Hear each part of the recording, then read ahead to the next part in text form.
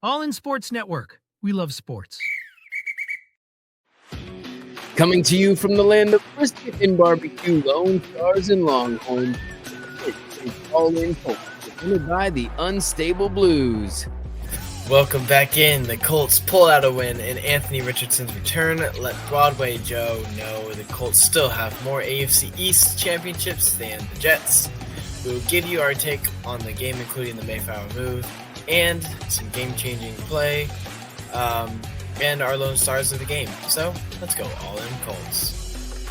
Yes, I'm Kevin. This is my son Liam, and we are the Unstable Blues. Happy to present All in Colts as part of the Rogue Media Sports Network. Before we go any further, though, it's your birthday week. Yeah. Not only that, it is your golden birthday. Yeah. It is and so okay, that doesn't mean like it's not like a golden anniversary. It's like 50. You're not 50 years old. No. Fill people in. What is a golden birthday? Golden birthday is basically whenever so for example, I'll just use me as an example. I'm turning 19 and my birthday is on the 19th. So it's whenever you turn the same age that your day is on. So the oldest you can go is 31. But like normally 19 isn't a big age jump for anyone or something like that. I mean, you have 16 where you can drive a car and stuff. 17 where you can go to prison, adult prison. 18 watch an R-rated movie.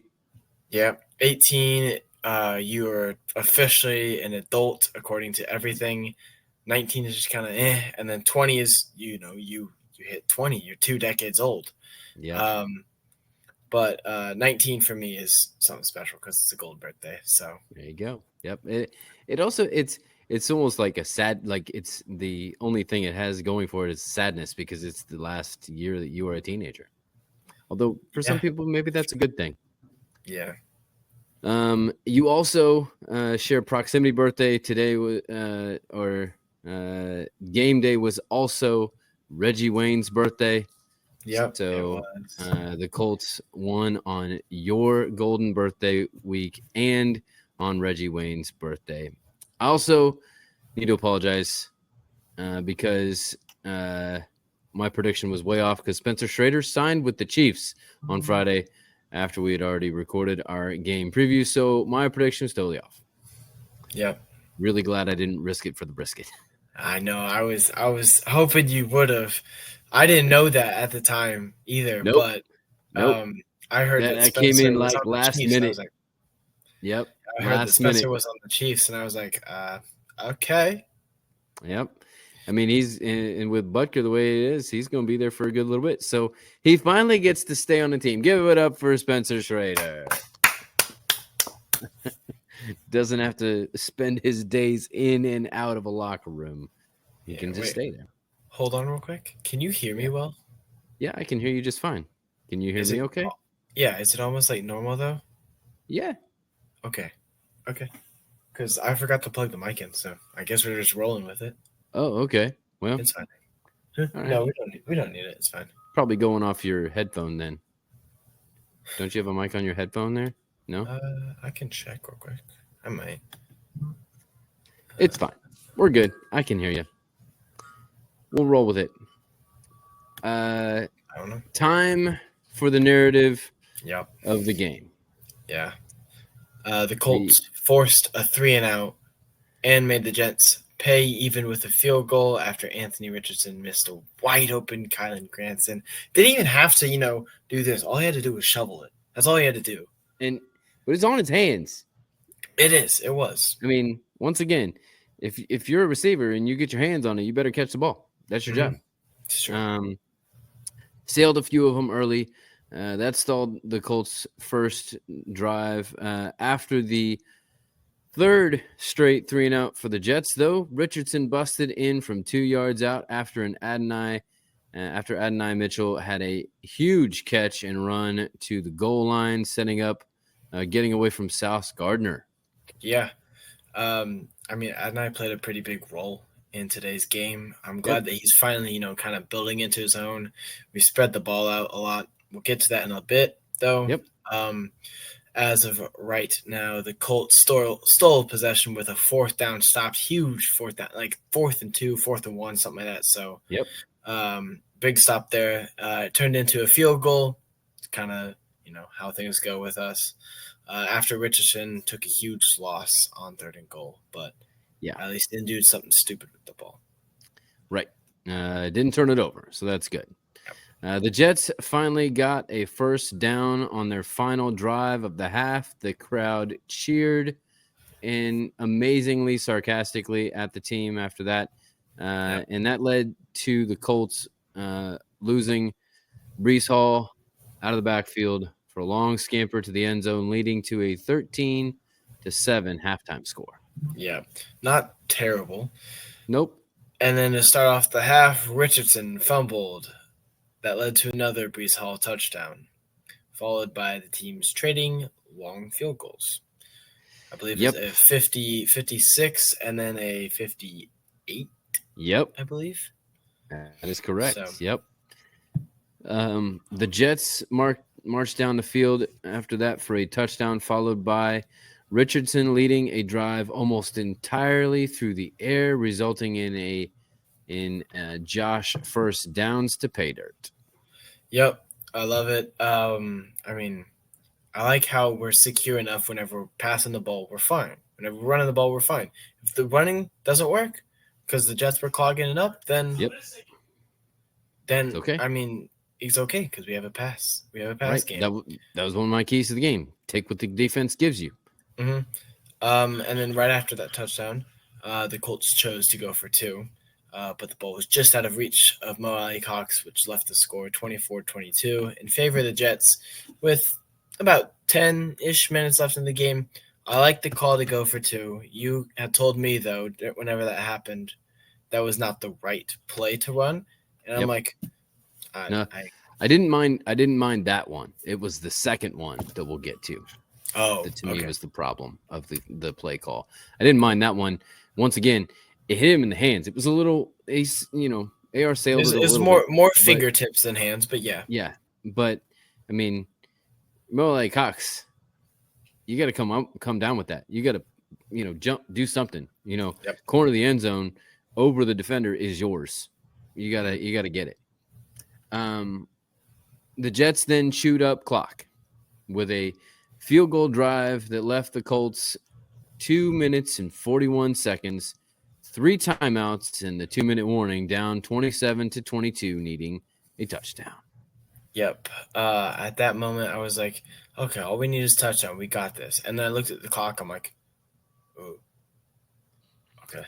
And knowing what the Colts had done almost all season about not ending games the best. Yeah. But Richardson ripped a 39-yard completion to Alec Pierce, a quick cross to Josh first downs, a classic sit rat to Michael Pittman Jr., leading to AR's second running touchdown of the game. Both touchdowns that he had, he ran someone over to get in the end zone, showing that he could take the hit well and not hurt himself. I love that. Right. And then I saw a tweet from Kyle Brandt, who does Angry Runs on Good Morning Football, with a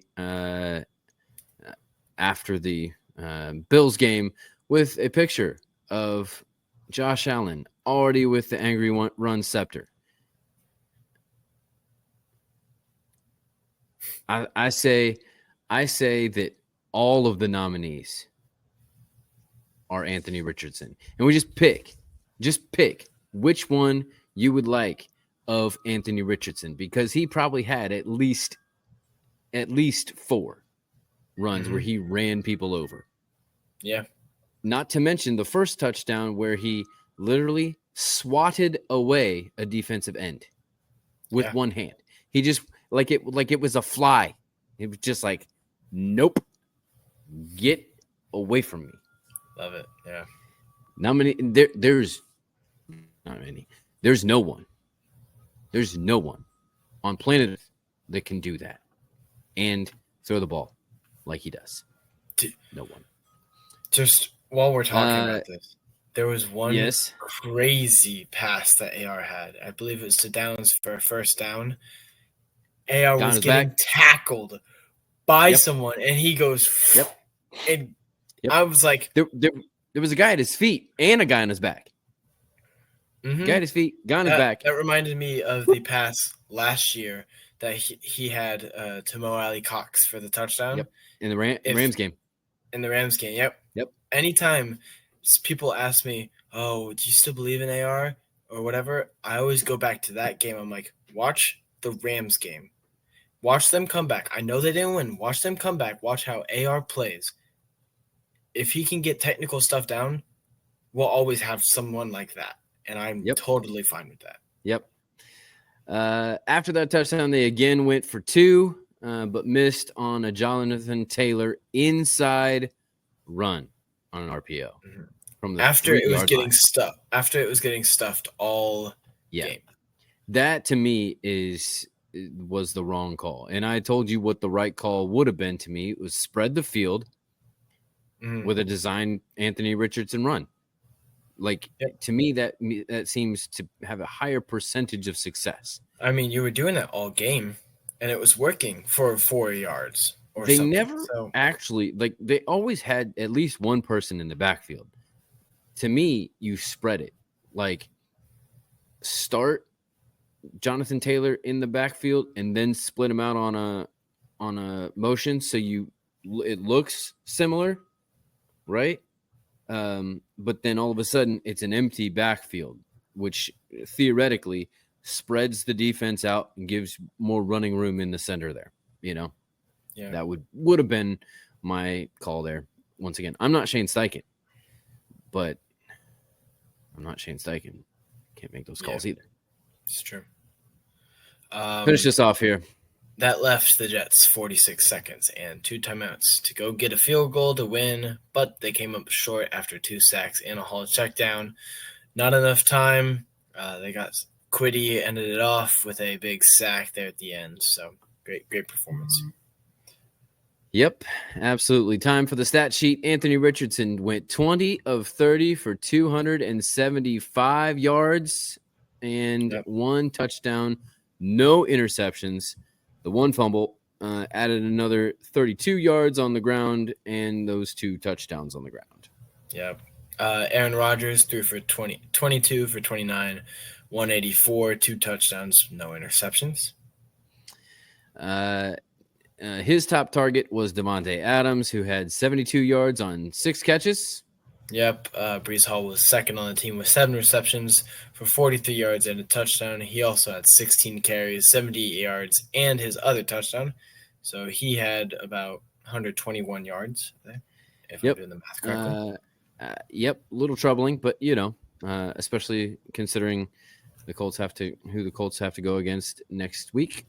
Jonathan Taylor had only 57 yards on 24 carries. Yeah.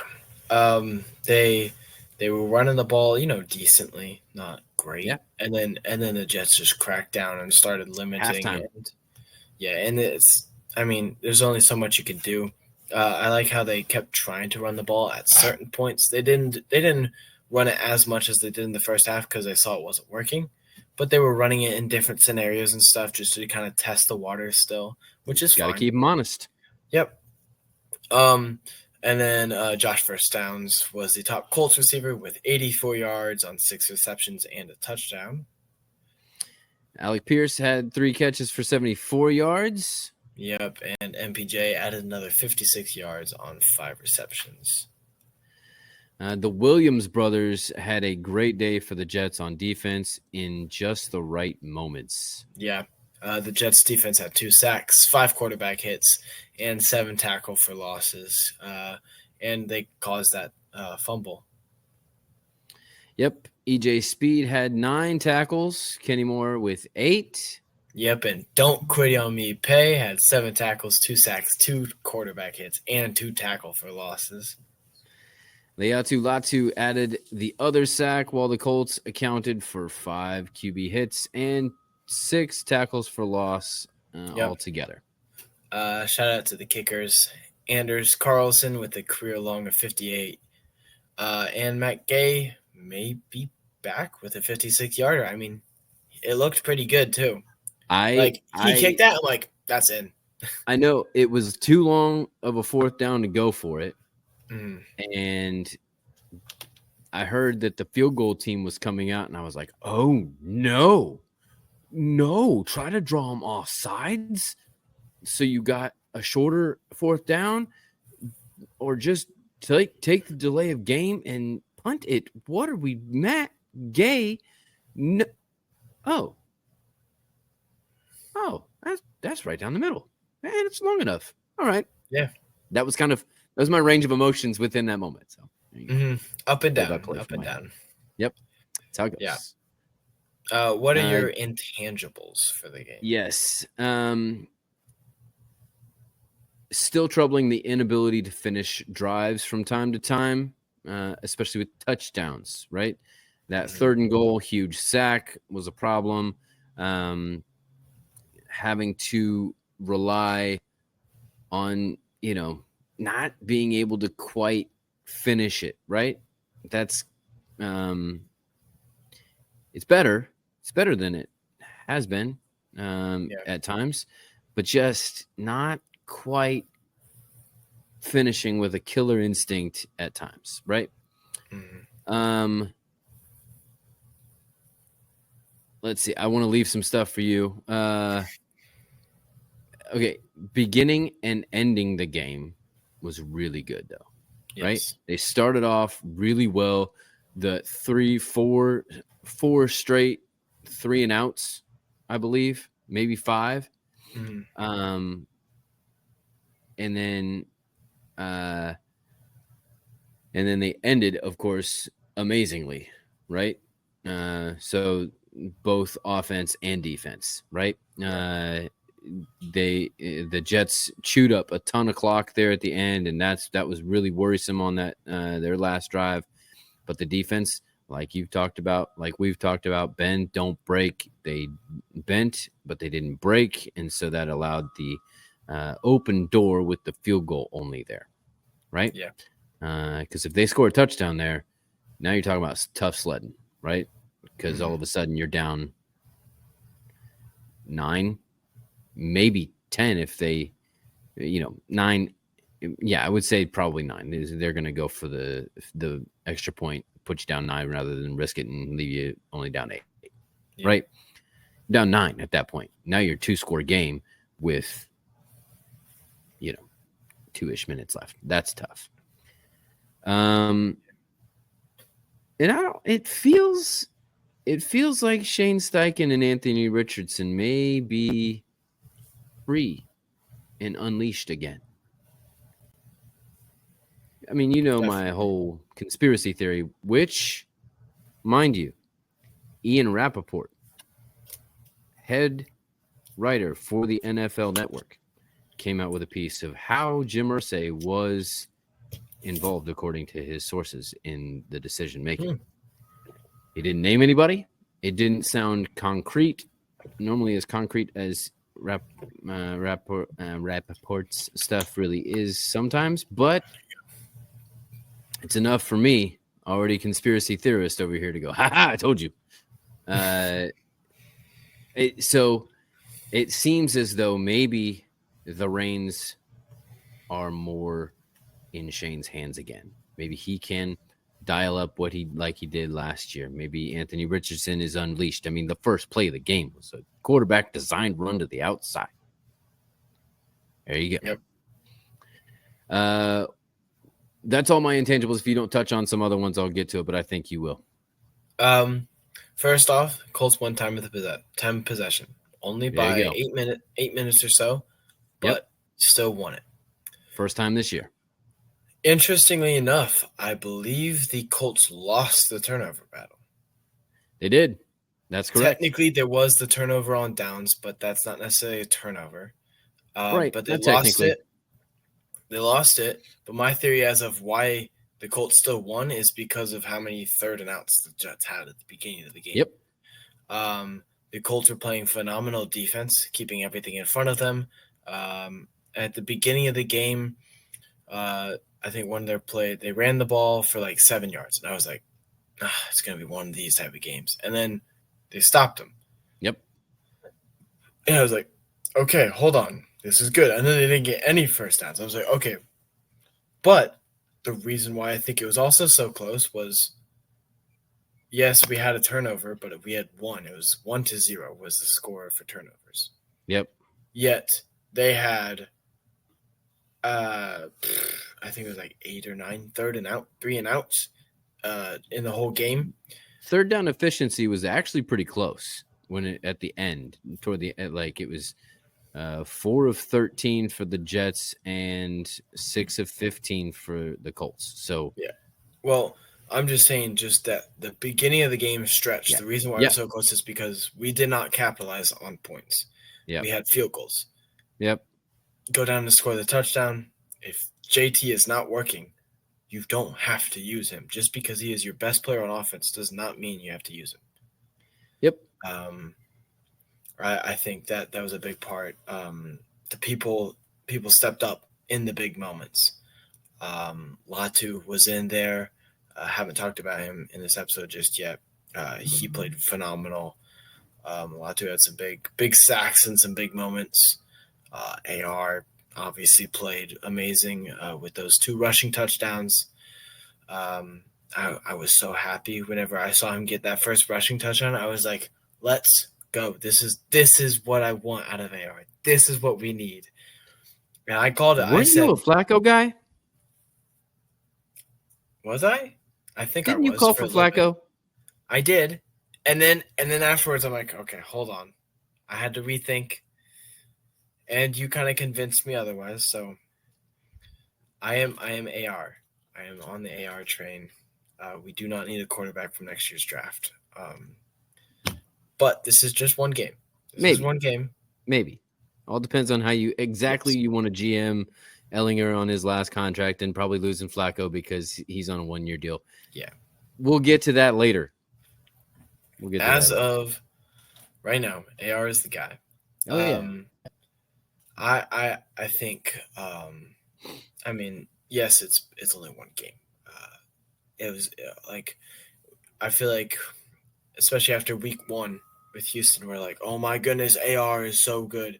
Yes, we lost, but like, he's playing amazing. He's just such an athlete.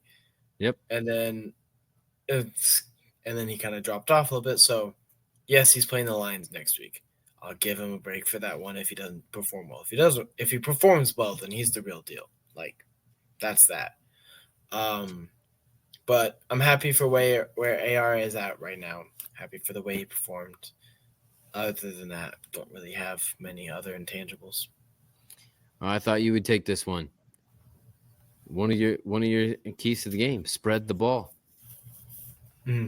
Yeah, I kind of already talked about that earlier. Kind of hinted at it. So Yep, 9 different receivers caught a pass in the game. Mm-hmm. Yep. So that's spreading the ball. What's your Mayflower move then? Excuse me. I think I'm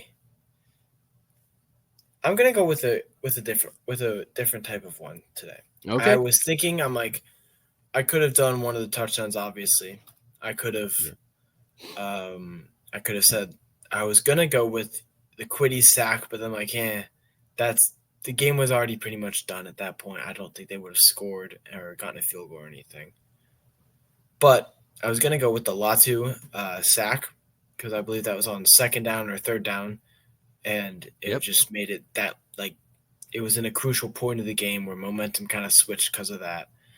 But yeah, I think what I'm going to go with is the Adonai Mitchell getting down to the 1-yard line, not because it set up a touchdown, because as soon as we got down there, I'm like, okay, we're going to score a touchdown. We have AR.